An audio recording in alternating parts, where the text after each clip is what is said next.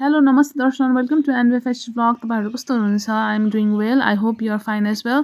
So आज चाहिँ काकाहरुले खाना बोलाएको छ वार्षिक कार्यक्रम एभ्री इयरली बेसिसमा चाहिँ हामी भेटघाट गरेर पागो पूर्णिमा अर्थात होली मनाउँछौं।